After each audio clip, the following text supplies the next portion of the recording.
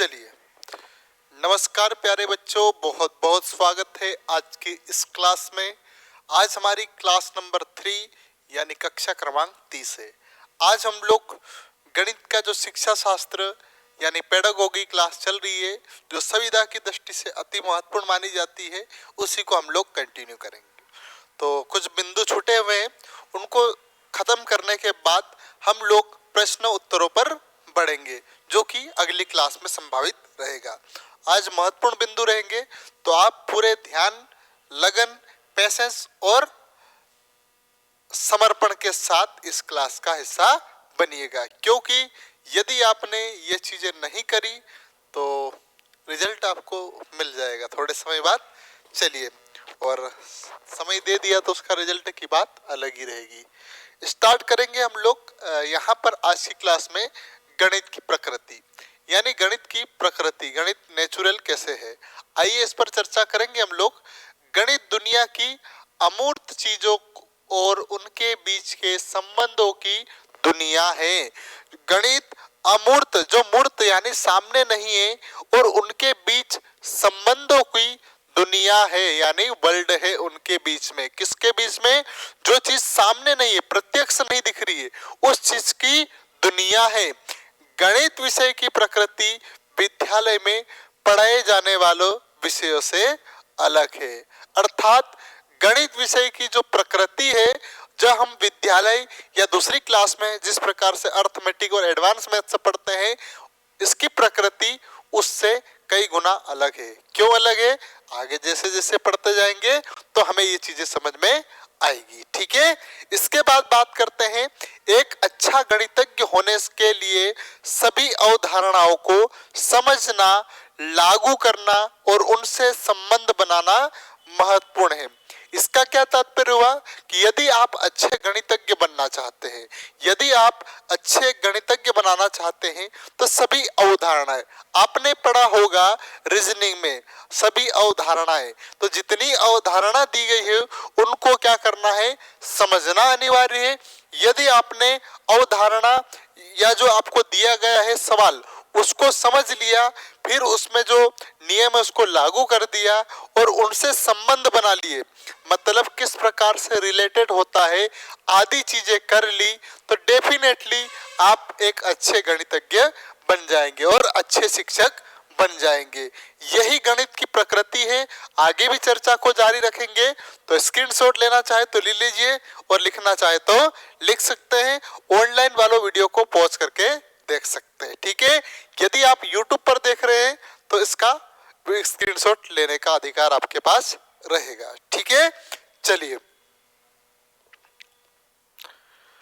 आगे देखते हैं। और ऑफलाइन वालों के लिए, ऑनलाइन वाले जो एप्लीकेशन पे जिनकी क्लासेस है, उनको चिंता करने की जरूरत नहीं है, उनकी PDF उनके सामने उपलब्ध रहेगी। ठीक है, अब देखते हैं इसके क्षेत्रफल को भी कुछ देखिए।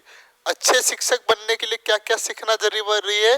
तो क्षेत्रफल को अवधारणा से परिचित कराने के लिए शिक्षक हथेली, पट्टे, नोटबुक, विभिन्न वस्तुओं की सहायता से किसी आकृति के क्षेत्रफल की तुलना करने से शुरुआत कर सकता है। अर्थात कोई अवधारणा दी गई, उसके क्षेत्रफल के बारे में जैसे बताना हो, ये हमने अवधारणा ले ली और इसके पूरे एरिया के बारे में बताना हो, तो शिक्षक को क्या करना पड़ेगा? या तो आप हथेली का प्रयोग करो, उंगलियों का प्रयोग कर सकते हैं, या फिर पट्टे का प्रयोग कर सकते हैं, या फिर नोटबुक के माध्यम से। नोटबुक मतलब बच्चों को नोटबुक के माध्यम से समझा सकते हैं। और विभिन्न अन्य सारी चीज, जैसे आपकी क्लास में टेबल, पेन होती है, कुछ भी चीज है, बोर्ड होता है, चाक होता है, इससे आप बच्चों को रिलेटेड करके समझाओगे तो शिक्षक एक अच्छे तरीके से बच्चों से कनेक्ट या कनेक्शन कर सकता है।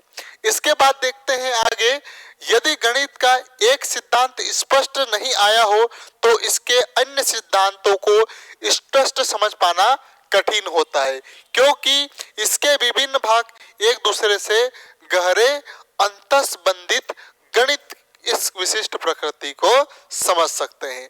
अर्थात क्या होता है, यदि गणित का आपने या मैंने एक नियम नहीं समझा या मैं आपको अच्छे से नहीं समझा पाया तो आप दूसरे नियम को नहीं समझ सकते।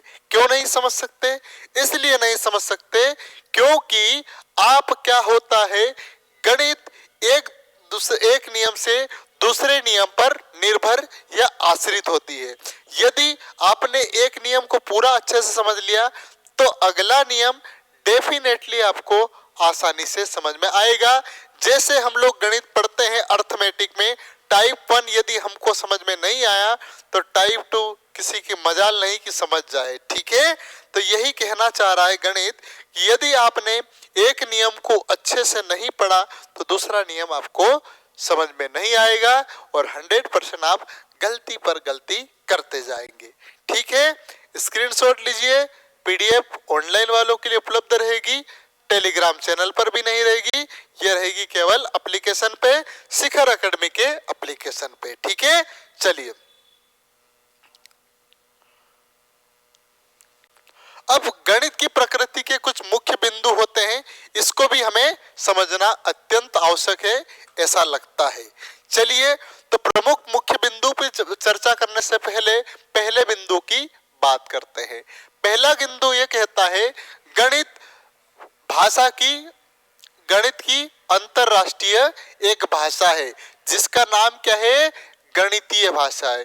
गणित की अंतरराष्ट्रीय भाषा गणितीय है। गणितीय भाषा का तात्पर्य गणितीय पद, गणितीय प्रत्यय, सूत्र और सिद्धांत तथा संकेतों से है। अर्थात क्या होता है, गणितीय भाषा है, इसमें गणित के पद का अत्यंत महत्व होता है और गणितीय प्रत्यय मतलब बाद वाले नियम और सूत्र का भी अत्यंत महत्व होता है। और इसी प्रकार जो गणित के सिद्धांत है या नियम है उनका पालन भी अनेक रूप से जरूरी है। इसी के साथ यदि गणित में आपने संकेत के माध्यम से नहीं समझा तो 100% आपको गणित समझ में नहीं आएगी। तो गणित की प्रकृति के प्रथम बिंदु क्या है आपका, गणित एक अंतरराष्ट्रीय भाषा है। कौन सी भाषा है, गणितीय भाषा। इसमें गणितीय पद का होना अनिवार्य है, गणितीय प्रत्यय भी होना चाहिए और सूत्र भी होना चाहिए, सिद्धांत तथा आपके संकेत होना अनिवार्य है, तभी आपकी गणित की प्रकृति अच्छी हो सकती। आगे देखेंगे, स्क्रीनशॉट लीजिए।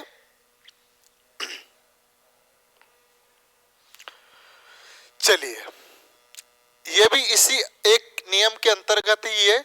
गणित में सामान्यकरण, आगमन, निगमन, अमूर्तन आदि मानसिक क्रियाओं की सहायता से सिद्धांतों, प्रक्रियाओं को, सूत्र आदि को गणितीय भाषा में प्रकट किया जाता है। अब इसका क्या मतलब होता है, गणित में सामान्यकरण में जो आने वाला कोई व्यक्ति आ रहा है, निगमन मतलब कोई जा रहा है, कोई व्यक्ति दिख नहीं रहा, उसको क्या कहा जाता है, अमूर्तन आदि हमारे दिमाग में उपज करना पड़ता है कि ऐसा एक सामान्यकरण भी दिमाग में उपज करना पड़ेगा, आगमन भी उपज करना पड़ेगा। कोई व्यक्ति आ रहा है ऐसा आपके दिमाग में मानना पड़ेगा। यदि दिमाग में नहीं सोचा या माइंड में नहीं सोचा तो नहीं आएगा। जा रहा है ये भी सोचना पड़ेगा, कोई व्यक्ति है ऐसा भी मानना पड़ेगा। आदि मानसिक क्रियाओं की सहायता से सिद्धांत, प्रक्रियाओं, सूत्रों को आदि को गणितीय भाषा में प्रकट किया जाता है। इन समस्त प्रक्रियाओं को हमारे दिमाग पे उपज कर सूत्रों की सहायता से गणितीय भाषा में किसी भी सवाल को हल किया जा सकता है। ठीक है, इतना समझ में आया? तो समझ में आया तो कमेंट जरूर कीजिएगा कि सर समझ में आया है। ठीक है, आगे देखते हैं हम लोग, कुछ बिंदु और है, स्क्रीनशॉट लीजिए, देखते हैं।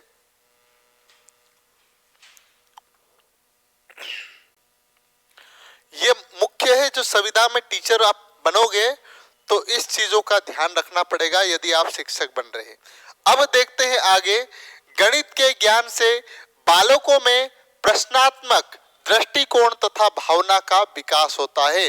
अर्थात क्या होता है, गणित का ज्ञान यदि आपके छात्र या बालक को अच्छे से आ गया तो उससे क्या विकास होगा, उसमें प्रश्न करने की क्षमता बढ़ जाएगी और दृष्टिकोण बढ़ जाएगा कि इस प्रकार से प्रश्नों को हल किया जा सकता है या दूसरे तरीके से कर सकते हैं या अन्य तरीके से भी कर सकते हैं।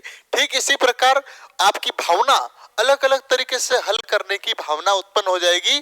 तो यही गणित से लाभ होता है और प्रमुख प्रकृति में माना जाता है। इसके बाद देखते हैं हम लोग गणित का ज्ञान यथार्थ, क्रमबद्धता, तार्किक तथा अधिक स्पष्ट होता है। गणित का ज्ञान यदि आपको अच्छे से हो गया तो क्रमबद्धता, तार्किक और अधिक स्पष्ट हो जाता है। व्यक्ति की सोचने समझने की क्षमता यथार्थ में क्रमबद्ध, तार्किकता आदि का विकास हो जाता है। इसके बाद देखते हैं जिससे उसे एक बार में ग्रहण करने से आसानी से भुलाया नहीं जा सकता है।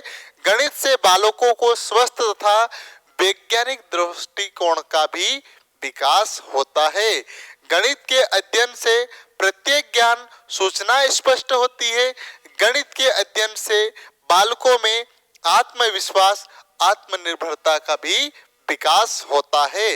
अब क्या मतलब है, यदि गणित में जो आपके बच्चे छात्र हैं उनमें विकास हो गया, गणित की तरीके से सोचने की आपकी क्षमता बढ़ गई या बच्चों की क्षमता बढ़ गई, तो क्या हो जाता है, पहला तो उसको स्वस्थ लाभ हो जाएगा।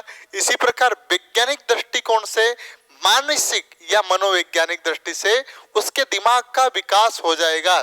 इसके बाद देखते हैं गणित के अध्ययन से प्रत्येक ज्ञान सूचना स्पष्ट होती है।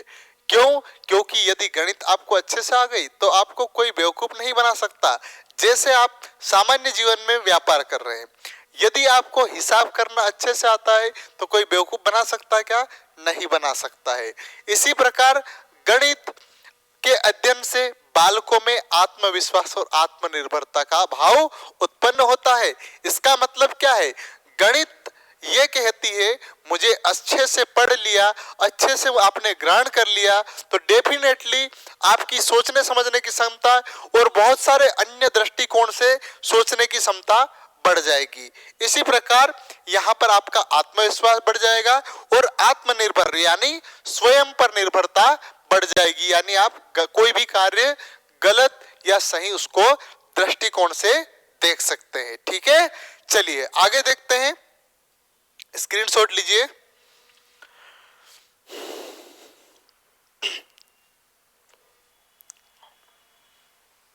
तीसरा प्रकृति है गणित की, गणित आंशिक सत्य को भी स्वीकार नहीं करता है। कभी कभी गणना करें, यदि आंकड़े समान है तो परिणाम सत्य ही आएगा। इसका क्या तात्पर्य हुआ, गणित आंशिक सत्य को स्वीकार नहीं करता है। कभी कभी गणना करे तो आंकड़े समान होते तो परिणाम भी सत्य ही आएगा। इसका क्या तात्पर्य है कि गणित ऐसा है कि आप मन में बोल दो कि ये सही है, ऐसा कभी स्वीकार नहीं करता है। आप बस अनुमान लगा के बोल सकते हैं, ऐसा कभी भी स्वीकार नहीं करेगा। लेकिन गणित में यदि आंकड़े को आपने व्यवस्थित, जो दी गई संख्या को व्यवस्थित क्रम में नियम अनुसार हल कर दिया तो परिणाम बिल्कुल सत्य यानी सही आएगा। यह गणित का प्रकृति कहता है। ठीक है, आगे चर्चा को जारी रखते हैं। इसके बाद चौथा प्रकृति है आंकड़े, स्थान, माप आदि के गणित के स्तंभ है। इससे वस्तुओं के संबंध तथा संख्यात्मक परिणाम निकाले जा सकते हैं। इसका क्या तात्पर्य हुआ, आंकड़े, स्थान, माप आदि गणित के स्तंभ है। जैसे मतलब एक मैंने कोई घर बनाया, क्या बनाया मैंने, यहाँ पर घर बना रहा हूं, आपको तो इमेजिन करना है। ठीक है, यहाँ पर क्या है, ये स्तंभ है, तो ये स्तंभ गणित ऊपर है, इसके आंकड़े, स्थान और माप, मतलब यदि आपने गणित में दिए गए आंकड़े जैसे संख्या दी गई 1 2 3, स्थान दिया गया, स्थान व्यवस्थित हो और माप सही दिया हो तो क्या है, ये आधार स्तंभ है। इसमें वस्तुओं के संबंध तथा संख्यात्मक परिणाम निकाले जा सकते हैं। अर्थात जो प्रश्न दिए गए हैं उनका आंसर आप आसानी से निकाले जा सकते हैं। ये चौथा प्रकृति गणित की कहती है। स्क्रीनशॉट लीजिए, चर्चा को आगे जारी रखते हैं। ठीक है, चलिए अब देखते हैं गणित के कौशल का उपयोग अन्य विषयों में किया जाता है, जैसे भौतिक, रसायन विज्ञान, सांख्यिकी तो गणित के ही भाग है। इसके अलावा भूगोल, वाणिज्य, जीव विज्ञान और प्रत्येक विषय में भी गणित का प्रयोग किया जाता है। क्या मतलब है? जैसे मैंने कहा है, यदि किसी भी विषय में या विज्ञान में गणित ना हो तो वह अपने आप में शून्य है। यही परिभाषा इसकी प्रकृति कहती है। गणित लगभग सभी विषय में पाया जाता है। कैसे? जैसे आपने भौतिकी और रसायन पढ़ा होगा, उसमें डेफिनेटली गणित के प्रश्न आते हैं, लेकिन इसके साथ साथ में जीव विज्ञान, आपकी भूगोल हो गई, कॉमर्स में भी गणित आती है और आदि विषयों में भी गणित का बहुत ही महत्वपूर्ण रोल होता है। इस पॉइंट को भी हमें ध्यान रखना पड़ेगा। गणित में अनेक विषयों, गणितीय पद, प्रत्यय, सूत्र, सिद्धांतों के संकेत होते हैं। ये चीजें पढ़ चुके हैं। गणित में गणितीय पद यानी गणित का नियम होना चाहिए, उसके पद क्रम में होना चाहिए। प्रत्यय जो बाद में लगते हैं वो भी व्यवस्थित होना चाहिए। सूत्र भी सही होना चाहिए तथा सिद्धांत यानी नियम और संकेत का प्रयोग किया जाता है, तभी गणित संभव होती है। ठीक है, अब आगे देखेंगे, स्क्रीनशॉट लीजिए। चलिए, 7वां बात है, यहां पर गणित का बोध संबंध गणित का बोध संदर्भ, क्रमबद्ध, तार्किक और स्पष्ट होता है। यदि गणित का आपने उच्चारण कर लिया जिसमें संदर्भ क्रमबद्ध यानी लगातार क्रम में या व्यवस्थित क्रम में और तार्किक तथा स्पष्ट होता है, यह भी गणित कहती है। ठीक है, इसके बाद देखा हमने गणित की प्रकृति। गणित की अपनी भाषा होती है। गणित की क्या है? अपनी अपनी भाषा होती है। जो हम गणित अर्थमेटिक पढ़ते हैं, जो बच्चे मुझसे अर्थमेटिक पढ़ते हैं, वो गणित की अपनी भाषा अलग होती है, अच्छे से समझते हैं। उन्हें संकेत, चित्र और लिपि के माध्यम से जाना जाता है, अर्थात संकेत दिए जाते हैं। इसमें चित्र का भी प्रयोग किया जाता है, जैसे 1 2 3 XYZ ये चिन्ह नहीं हुए, और लिपि का भी प्रयोग किया जाता है। तो वर्णमाला, जैसे आपने हिंदी वर्णमाला पढ़ी, लिपि क्या होती है? किसी भी भाषा को जिस तरीके से लिखा जाता है उसे ही लिपि कहा जाता है, अर्थात जिन भाषा के कुछ चिन्हों को नियम के अनुसार या जिस तरीके से लिखा जाता है उसे ही क्या कहा जाता है? लिपि कहा जाता है। ठीक है, अब देखते हैं गणित में अमूर्त प्रत्ययों को मूर्त रूप में परिवर्तित किया जाता है और इसमें व्याख्या की जाती है। गणित में कुछ क्या है? कुछ x बराबर y मानते हैं, लेकिन उनको साक्षात रूप में ना मानते हुए उनको मन में माना जाता है, जिसे मूर्त यानी मूर्त सामने प्रत्यक्ष रूप से प्रस्तुत किया जाता है। ठीक है, x बराबर y, z बराबर, इस प्रकार से हम लोग पढ़ते हैं ना, यही चीजें। माना कि उसकी उम्र x है। चलिए, अब देखते हैं 10वां नियम। गणित के माध्यम से जो परिणाम निकाले जाते हैं तथा उनके आधार पर जो पूर्वानुमान लगाए जाते हैं, वे हमारे लक्ष्यों को पूर्ण करने में सहायक होते हैं। इसका क्या तात्पर्य है? इसका ये तात्पर्य है, गणित के माध्यम से परिणाम या उत्तर लाना है। कोई प्रश्न हमको दिया है, उसमें हम लोग क्या करते हैं? कुछ न कुछ चीज मानते हैं। जैसे किसी की उम्र दी गई, किसी की कोई राशि दी, तो माना वह उसकी उम्र x है, माना वह राशि x है। इसी के आधार पर लक्ष्यों को पूर्ण करने में पूर्व अनुमान को लगाया जाता है और वे हमारे लक्ष्यों को पूर्ण करने में सहायक होते हैं और सार्थक होते हैं, अर्थात ये जा रहे हो। ठीक है, चलिए, तो यहाँ पर क्या है? जो भी हम अनुमान लगाते हैं, जब जो मानते हैं, ये क्या करते हैं? हमारे उत्तर को प्राप्त करने में सहायता प्रदान करते हैं। 11वां नियम ये कहता है, 11वां नियम साथियों, 11वां नियम कहता है, गणित तथा वातावरण में उपलब्ध वस्तु तथ्यों के बीच तुलना करने, देखने में, सामान्यीकरण करने में योग्यता उत्पन्न होती है। अर्थात गणित वातावरण में, जो हमारे वातावरण में उपलब्ध वस्तु, कोई सी भी वस्तु है, पेन हो, कुछ भी हो, तथ्य, वहां के कुछ तथ्य के बीच तुलना करने में, तुलना करने, संबंध देखने, सामान्यीकरण करने में योग्यता उत्पन्न होती है। मतलब गणित तथा वातावरण में जो उपलब्ध वस्तु है उनके बीच तथ्य और तुलना करने में और देखने तथा संबंध देखने में उसमें सहायता उत्पन्न होती है, और यही योग्यता उत्पन्न कौन करता है? गणित करती है। अब देखते हैं आगे। बस ये लास्ट थ्योरी की क्लास है, इसके बाद आपके प्रैक्टिस सेशन चालू होगा। ठीक है, चलिए, और बढ़िया पढ़ाई करो, खुशी खुशी से पढ़ाई कीजिए। जितना आप यहाँ पर तपोगे इस भट्टी में, उतना ही आप निखरेंगे। ये डेफिनेटली है और सत्य है, इसे स्वीकार करना सीखो। क्योंकि हमारे माता पिता ठंड के समय में कैसे कैसे खेती करके पढ़ाई करवाते हैं, और यदि हम लोग उसका रिजल्ट नहीं देते हैं तो कम से कम उन्हें दुखी करने का ना काम करें। ठीक है, चलिए, तो हमारी तरफ से जितना हम समय दे सकते हैं पढ़ाई को, उतना देने का प्रयास करें। गणित विषय का हो चुका है। गणित विषय के बोध का स्तंभ हमारी इंद्रियां होती है, हमारी सोचने समझने की शक्तियां होती है, जिन पर विश्वास किया जाता है। मतलब गणित विषय के स्तंभ यानी जो चीजें बता चुका हूं, इसमें हमारी इंद्रियां, हमारे जो दिमाग में हलचल है, सोच मन में जो चलती रहती है, यही क्या है? इसमें होती है, और इस पर विश्वास करके हम गणित के प्रश्नों को हल कर सकते हैं। क्योंकि कोई प्रश्न दिया होता है, उसको अपने दिमाग से ही सोच के करते हैं ना, यही चीज आगे देखेंगे। गणित में सामान्य अनुपात का क्षेत्र विस्तृत होता है। कैसा होता है? विस्तृत होता है। उसमें आगमन निगमन भी सम्मिलित होता है।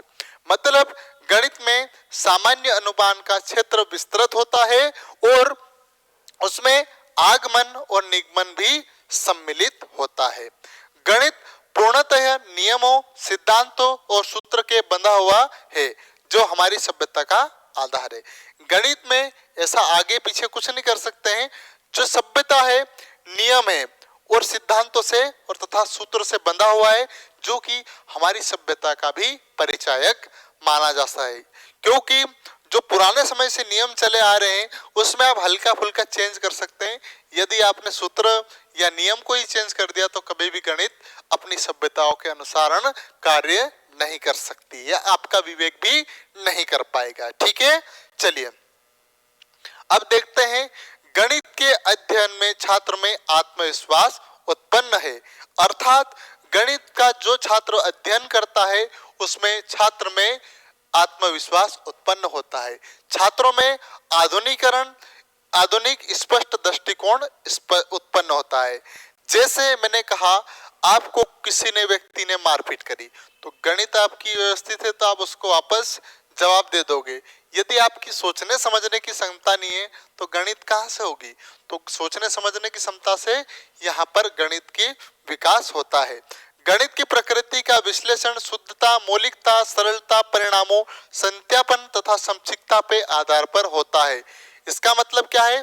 संक्षिप्तता, मौलिकता और सरल परिणाम सत्यापन होना चाहिए, और संक्षिप्तता जितना छोटा हो सकता है उसके आधार पर किया जाता है। आगे देखते हैं। अब देखो, जल्दी जल्दी करेंगे, छोटी छोटी चीजें। गणित एक गतिशील एवं बौद्धिक उद्यम है। मतलब गणित लगातार गतिशील होती रहती है और हमारे दिमाग में उपज होता रहता है। गणित का आधार कार्य कारक संबंध होता है।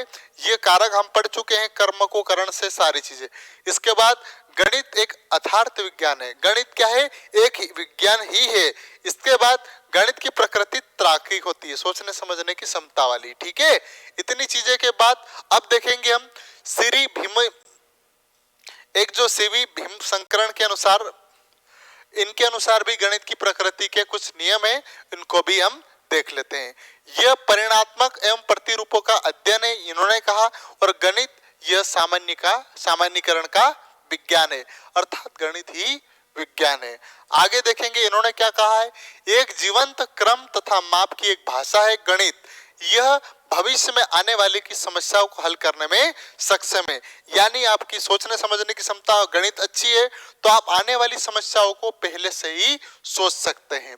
इसी प्रकार गणित में नए नए आविष्कार, विभिन्न शाखाओं के एकीकरण के अपूर्व योगदान है। जैसे आप नए नए वैज्ञानिक के द्वारा नई नई खोज की जाती है, उसमें गणित का योगदान 100% माना जाता है। किसने कहा? सीवी रमन ने। गणित की एक विशेष विधि होती है, यानी गणित का एक अलग नियम होता है। गणित में स्वयं सिद्धियां एवं अपरिभाषित शब्दों को चुनने की पूर्णतः स्वतंत्रता है। अर्थात आप अपने स्वयं से दिमाग में उपज करके कुछ सोच सकते हैं और उसमें अपरिभाषित, जो परिभाषित नहीं किया जा सकता, उसको सोच के आप स्वतंत्र हो, कुछ भी सोच सकते हैं। इस प्रकार से हमारी गणित का आज की पेडोलॉजी की क्लास नंबर 3 खत्म होती है। प्यारे साथियों, आने वाला समय आपके लिए सभी के लिए चुनौतीपूर्ण होने वाला है। यदि हम लोग आज के समय या इस समय व्यवस्थित पढ़ाई कर लेते हैं तो डेफिनेटली हम किसी भी लक्ष्य को आसानी से हासिल कर लेंगे। साथियों, बोलने का बहुत कुछ होता है, बस एक ही बात कहूँगा, अच्छे से पढ़ाई कीजिए, खूब पढ़ें, उन्नति करें, माता पिता हमारा सबका और समाज का नाम रोशन करें, कभी भी गलत कार्य की ओर ना बढ़े, ऐसा मैं कहूँगा आपको। यदि आप लोग बढ़िया पढ़ते हैं तो आने वाला भविष्य आपका उज्जवल होगा। कहने को बहुत सारी बातें हैं, लेकिन इतनी सारी बातें हो चुकी है पहले ही, तो आप लोग भी, अब बहुत सारा काम है, तो आप लोग पढ़ाई कीजिए। जितना रिवीजन करेंगे उतना गणित आपको तर्कशील और गतिशील बनाएगी, जिसमें आपका बौद्धित्व का विकास होगा। और गणित बनने से एक चीज समझ में आई होगी कि कुल मिला के आपकी बुद्धि का विकास होता है। ये चीजें ध्यान रखना है, ठीक है प्यारे बच्चों। शुभ रात्रि, हंसते रहे, मुस्कुराते रहे। जय हिंद, जय भारत, आप सबकी जय हो, भारत माता की जय हो, जोहार, शुभ रात्रि।